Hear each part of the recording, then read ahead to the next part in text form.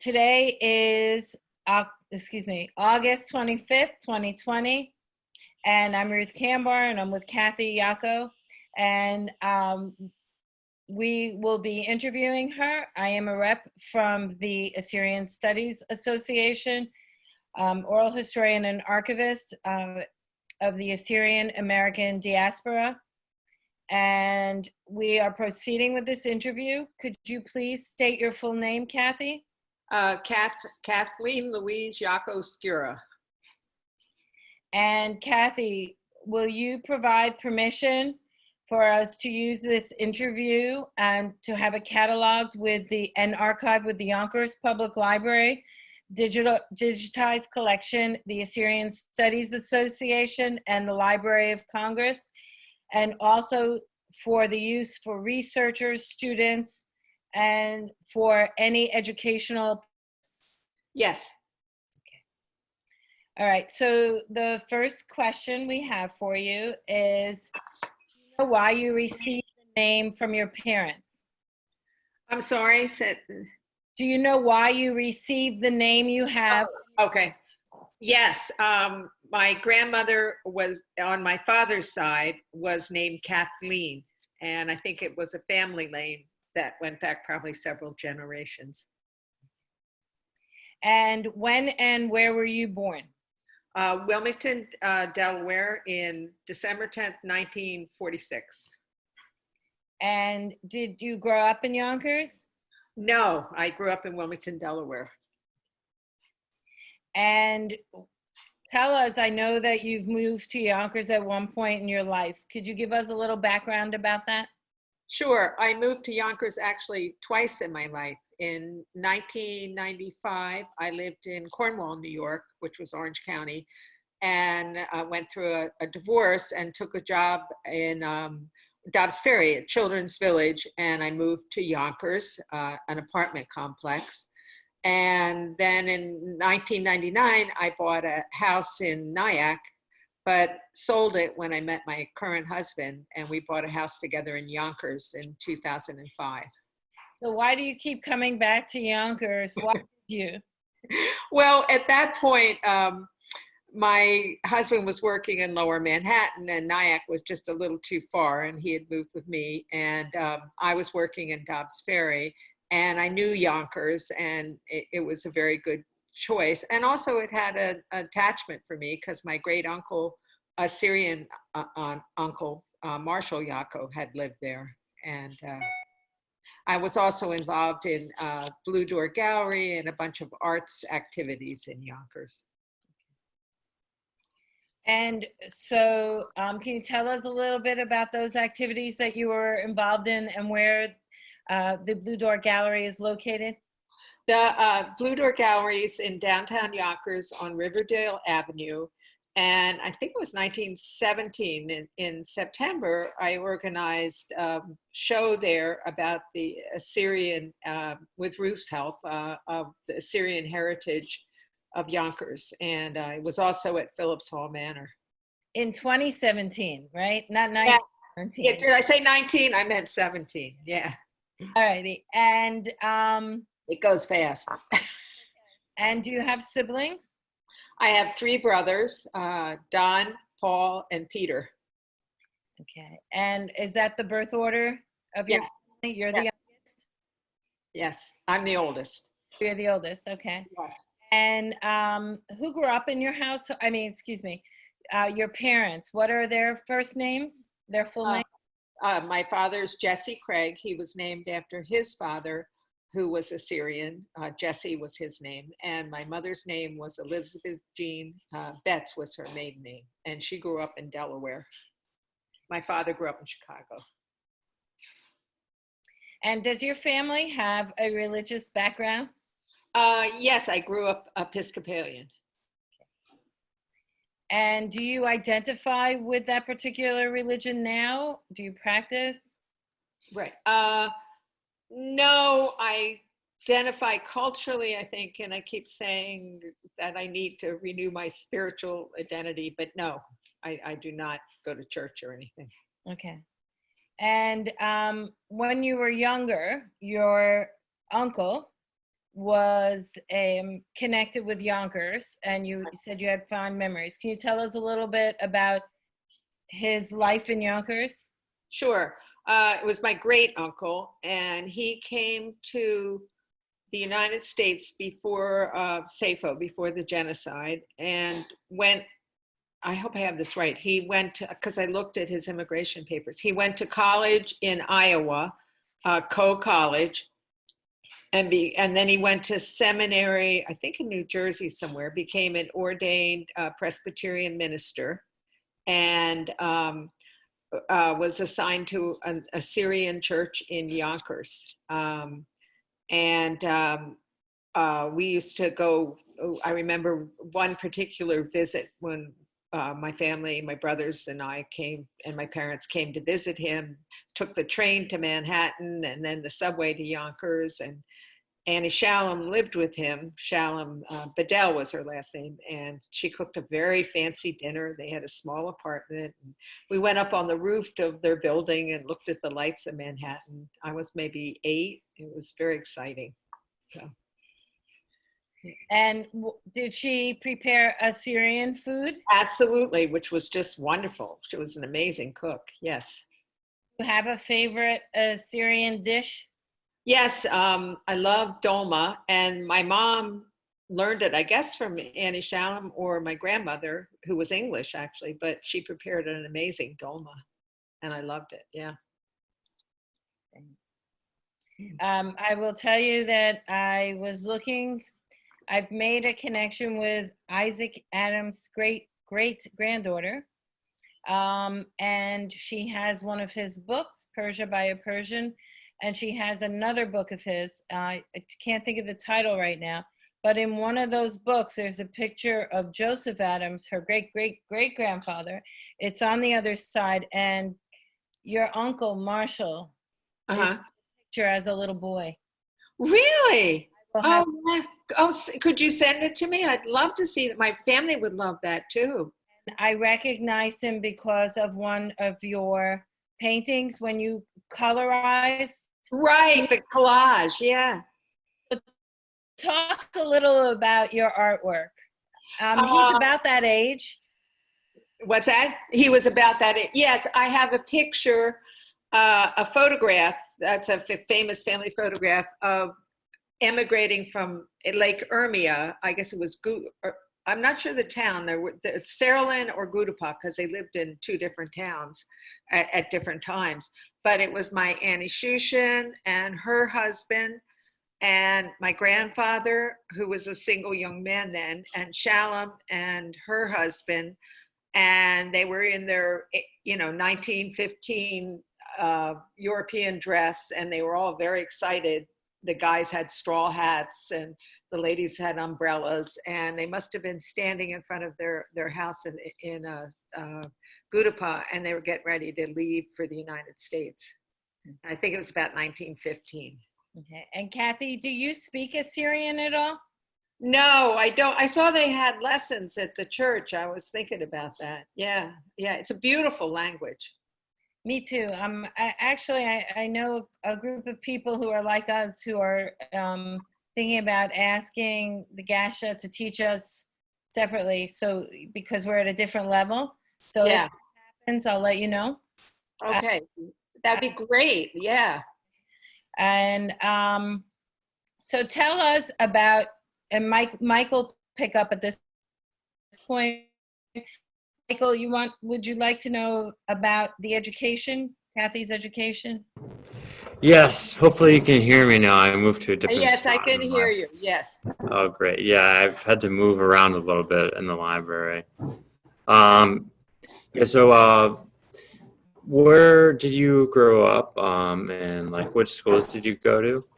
Okay, I grew up in Wilmington, Delaware, and I actually went to my parents when I was in junior high, moved to the suburbs, and I actually went to high school at Brandywine High School, where Joe Biden just spoke.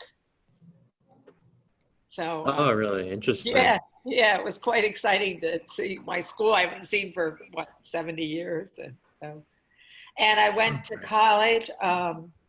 My father grew up in Chicago and went to University of Illinois, and then he was hired by DuPont, so that's why we were in Delaware. So we lived near where he worked. I started college at Mary Washington College in Virginia. At that time, University of Virginia was all boys, and Mary Washington was the girls' school. And then I changed to Boston University because I wanted to study art. And I got a BFA at Boston University and an MFA from SUNY New Paltz. Oh, interesting. And then what did you do post-graduation? I taught school and for a regular school, and then I decided I wanted to do more or less art therapy. So I taught for 15 years at Children's Village in Dobbs Ferry. And I taught very much disturbed kids and inner city kids. And then when I retired from that in 2010, I spent a number of years teaching for Arts Westchester. They had an artist, and I actually taught a couple schools in Yonkers, an arts program for elementary school kids. Oh, great. That's really interesting. Yeah. Do you know anything about the... Yeah, go ahead. Do you know anything like about the education of your parents and grandparents? Yeah, my granddad came to this country and they were Presbyterian there was a mission, a Presbyterian mission, and my grandfather's parents' family was part of that. His father was also a minister. And they sent my grandfather and my great uncle, and I think my other uncle is great uncle as well, to Coe College in Iowa. And my grandfather then started graduate school at University of Chicago, and he lived in a boarding house where he met my grandmother, whose family ran the boarding house. So that was their education. My father went to University of Illinois and got his degree in chemical engineering. And my mother went to University of Delaware and had a degree in chemistry. Oh, interesting. Yeah. Okay. Yeah, I'm not sure where you got up to because I missed some of the interview. But Ruth, I guess you could take over with the cultural identity questions if you want. Some of that, Michael, you may want to pick up on professions, and Kathy can talk about her artwork. Oh, I can show you. Okay. Yeah. Oh, great. Is there anything that you're working on right now?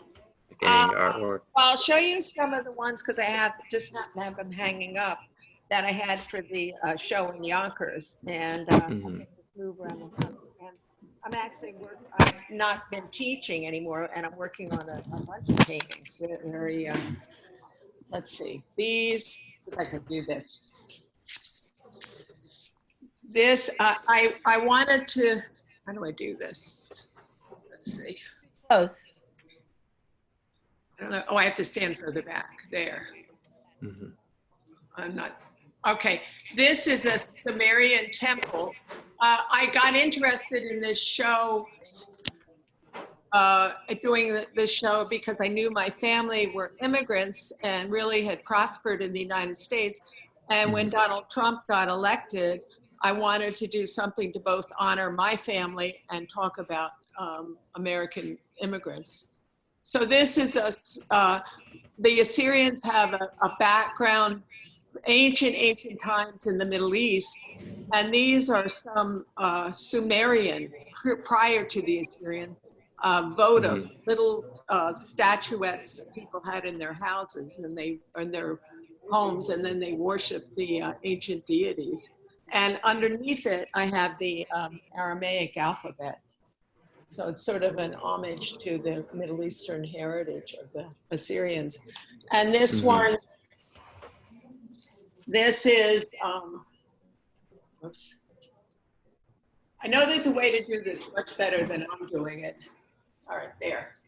I'll stand back a little there. That's better. And this one is also a temple. And these were little votives I photographed from the Metropolitan Museum. And this one says, "Blessed is the morning." And then I'll show you one of my trying to do this better. This is the collage of my grandparents, my granddad and family. Let's see, why am I not? Oh, I have to stand on the chair. There. And this is, like I said, this I took a photo and tore it up and collaged it and colorized it. And this is the two sisters and their husbands and my uncle. And actually, the younger one, I think, is Ishu. I think Marshall had already gone. My also great uncle. And I'm still in touch with his children who live in California. It actually may be Ishu in the picture. I'll have to send it to you. Yeah, I think that's Ishu. Yeah. Yeah. Oh, wow. He lived with my grandfather and grandmother in Chicago and married very late. And so his children are much younger than me. And they're both retired doctors. They've done very well. All right, and let's see what else I have.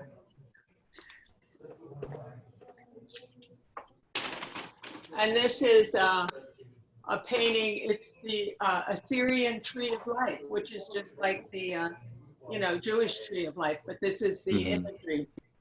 And I got this off the internet and, turned it into a painting.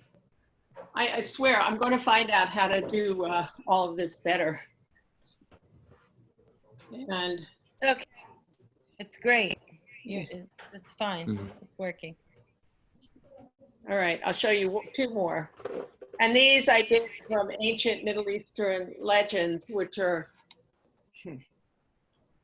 throughout the Middle East. This one is Gilgamesh, the legend of Gilgamesh. And then this other one is, there are two of them. And the other one is Jonah and the whale. And they're very abstracted. They're pieces of collaged canvas and colors. And then you can see the whale in the one, and then there's sort of a horse. They're very abstract. So, and anyway, and here's one more of my, I don't know if the light's good enough. All right, well, anyway, there's some of them. And right now I'm working on more of a nature series because we're very much in the country and we're doing a lot of hiking and stuff. Oh, and Ruth, you'd be interested in this. My husband is Jewish, and the synagogue got very interested in my Assyrian heritage.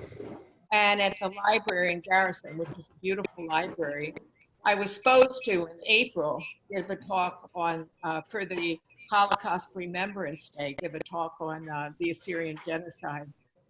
But now it's been postponed. I don't know when they'll have it. Maybe that you can ask them if they'll let you do it digitally. I was thinking about that because we all thought when we canceled it, September will be fine. Well, September's not fine. So, I think I'm going to do that. And they also, on the Assyrian Martyrs Day, they also had a prayer, which was very nice, I thought. What is it? Oh, wow. That's it. That's great. Yeah.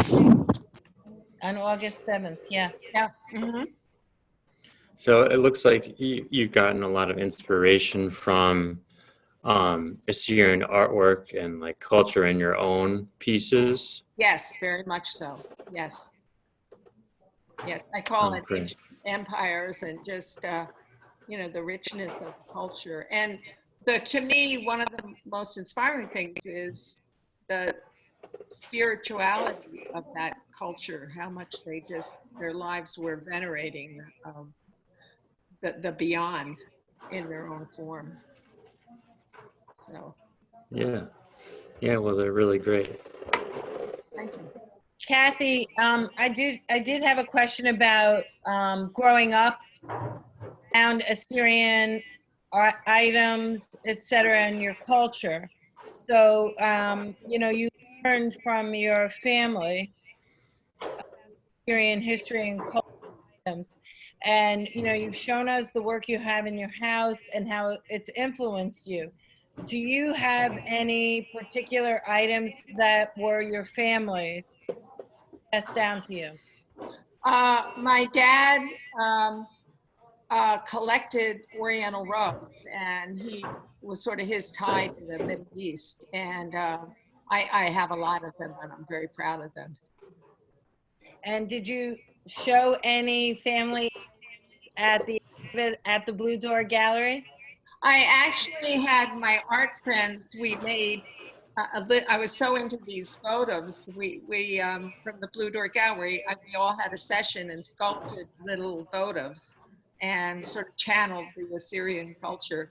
And I put them in the gallery on top of a small rug that was half of a saddlebag that my grandfather had when he came to this country. He had all his belongings in that.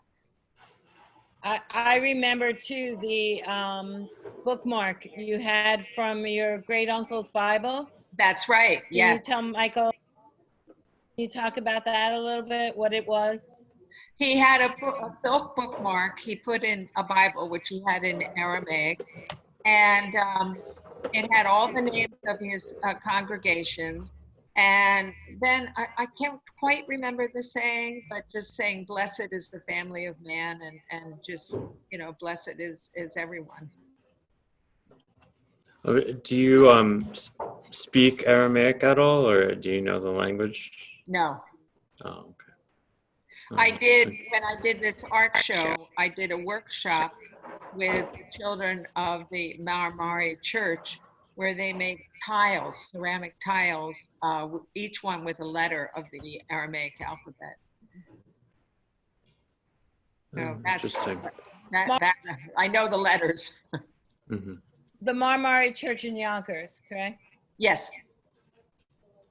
And are you aware of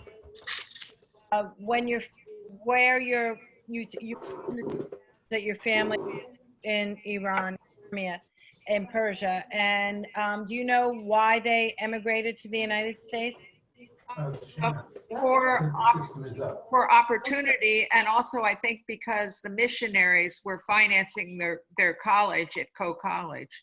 I don't think they weren't poor, but my great grandfather had died helping someone, was the story, and then my great grandmother Sophie died later, I think from typhoid or something. So Aunt Shalom, the one who helped my uncle with his church in Yonkers, was pretty much an orphan and raised her younger siblings. So I surmise the church sort of took an interest, and because apparently my great grandfather was a well-known minister in Iran and had been a missionary to Afghanistan, and at least I think that's the case. But anyway, he was pretty, well regarded.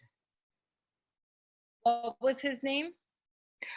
His name was, oh God, Jacob, I think. I'm pulling that out of my. If I looked it up, I would have it in records. I should know that. Yeah. I think it was Jacob, because Yacoe is also Jacob. I think that's the way it worked. When my parents passed away, I got a box of old letters, my parents' love letters. And then I guess in 1918, my grandfather was living in Gary, Indiana. He had, for whatever reason, he was supposed to go to University of Chicago and become a doctor and go back to Iran, but he had to get a job instead. I don't know what happened. That I don't know. But he was living in Gary, Indiana, working in the steel mills. And my grandmother was helping her mother run a rooming house in Chicago, right by the University of Chicago, which is where they had met. But anyway, he wrote her every week, and he described they had marches for the Assyrian Relief Association. My Nana would cook. He would thank her for cooking for the refugees, and he wrote one letter where it was during Safo, and my Aunt Shalom had gone back to Persia with her husband, who was a doctor, and he had died in a refugee camp. He'd gotten typhus where he was treating people there. And in this letter, my grandfather was very worried about, God knows where my great aunt was. You know, she was somewhere in Persia, and he was very worried about him. And his professor, when he had in Iran, he said that he was driven into the desert, and God knows what happened to his wife. You know, that was a very delicate way of presenting something pretty awful.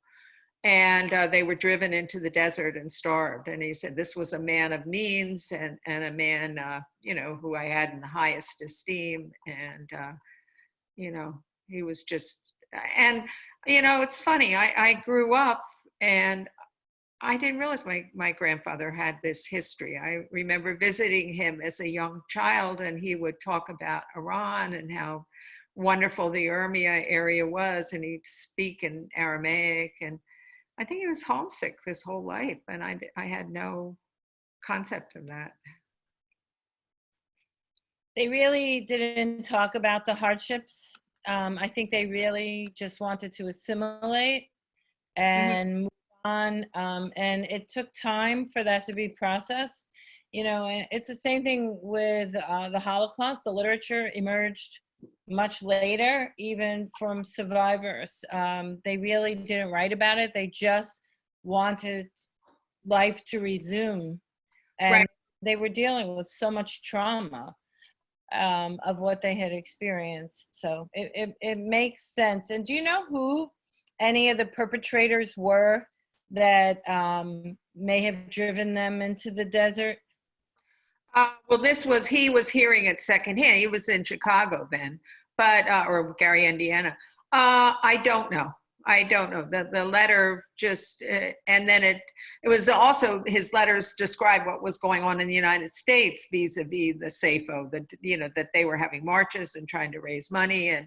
But I don't think he was aware of all the particulars in Iran, because I think communication was really difficult. It was hard to get letters out. You know, I think he knew he couldn't get in touch with his sister, was just terrifying him. And eventually they were reunited in the United States. Yeah, his sister Shalom was married to a doctor, and they moved to somewhere in Germany, I think Alsace-Lorraine, and Shalom lived with them for a while. And then they all moved to the United States, and Shushan settled in Chicago, and eventually Shalom worked with Uncle Marshall at the church in Yonkers. Thank you. Yeah. And so, as an Assyrian, how would you describe your ethnic background to someone who's a non-Assyrian? I would describe people don't understand. They think Syrian, so I say Assyrian. And then with me, my mother was English, or English background. So, you know, I'm a mutt, is what I tell people. but my. And, yeah, go ahead. I'm sorry. No, I was just going to say my Assyrian background I'm really proud of. So. You're surrounded by it in your home. So yeah, it's great. And I'm just going through these. So I know you have a particular appreciation, even though you don't speak the language, when you have attended church services at Marmari. I recall that you told me what you thought about the actual language and listening to it. Can you just describe that briefly? Like just listening to the people speaking it. It's beautiful. It's just beautiful. And the service, the Eastern Orthodox service, it seems much more ancient to me than the Protestant religions. It just seems to hark back to something very ancient. So, but the language, I think, is a lot of what does that, because it's very soft. Yeah. And Kathy, so your family and the Assyrian families, do you know where they were laid to rest? Oh, good question. Well, my father is buried in Delaware. He was cremated, and my grandfather, I honestly don't know where he's buried. I think Uncle Marshall and Annie Shalom are buried in Yonkers in that cemetery we went to, I think. I'm not sure. I'm not sure.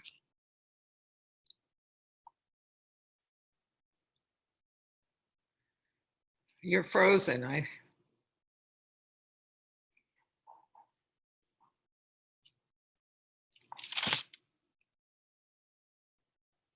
From your family?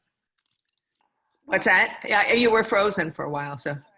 Was anyone of your family in California? Yes. My cousin Marshall, who's Ishu's son, now lives in California. And and we're going to have a Zoom with him on Wednesday. And my grandmother was a little bit older than he was, and she died early before him. And he remarried Alice. I don't know her last name, but they lived in Turlock. Okay. He moved out with her, and she had a farm in Turlock. And it was somebody he knew as a child in his village. Nice. Very nice. Yeah. So what do you think it means to live in the Assyrian diaspora? Like, does it have any impact on you that there isn't an Assyrian homeland? Yeah, it makes me, it does. I feel angry about it. I think it's such a small group of people, but I think like when after World War I, the British asked them to help police Iraq and promise them a homeland. A lot of broken promises is what gets me angry. And I see it going on today. So yeah, and what's happening in the Middle East gets me very upset. And I'm not very religious, but the persecution of Christianity in the Middle East is just horrific. And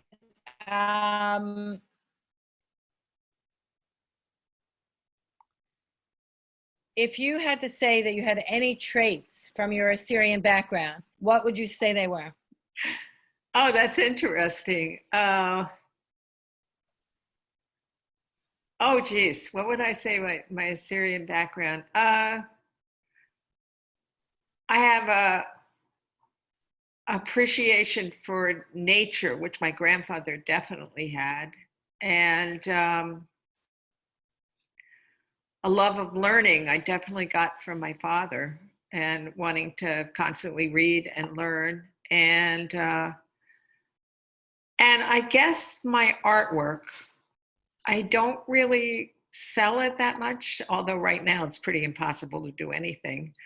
But it's a desire to tell my story, to tell the story of my life and who I am. And I don't know if that comes from my family. I think part of it is being Assyrian and nobody understanding what that is. So it's like, what's my journey? Who am I?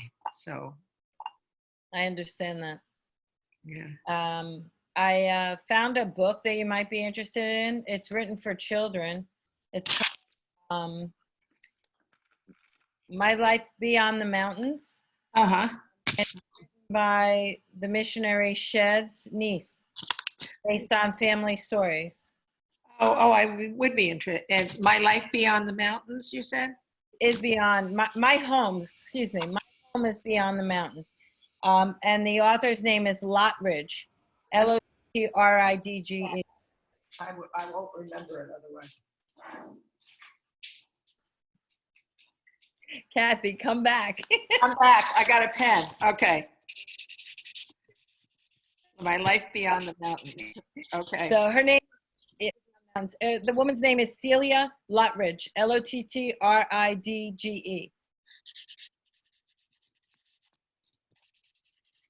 And it's about orphans going down to Bakuba and Hamadan.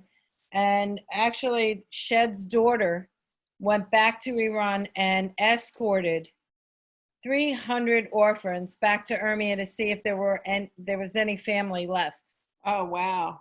and tried to place them in homes. Her father had been killed in the Great Running. He died, and so she had been sent away to go to school in the United States and wanted to return. Uh-huh. I have a bibliography I can share with you that I think you'd like. And so I'm also wondering at this point, is there anything that we did not ask that you would like to tell us? I'm trying to think. No, I think they were very good questions. They're very excellent. Yeah. I just have one question. Sure. What was it like going through those letters? Very intense. They just sort of brought me back there. They were very, very intense. And my grandmother had Alzheimer's, and so I sort of had remembered her through the Alzheimer's, and she had been such a heroine then. She took in my grandfather's family, and when they were raising my father and uncle, half the Assyrian relatives lived with them, and she was just very giving. So that was one thing I felt, and just felt intensely for my grandfather for what he was going. Yeah, I'm sure. Yeah. Have you ever wished you could go back to visit? Visit Iran? Yeah. Oh, I'd love to. I don't think I want to go right now, but but yes, I would love to go to their village. Yes. Yeah. Okay, Kathy. Thank you so much for today. Yeah. Yeah, Well, thank thanks, you. Kathy. I appreciate it to be able to share my story. Thank you. Okay. All right. Have Nice a to good meet you. Take Yeah. care. Okay. Bye. Bye. Bye. Michael.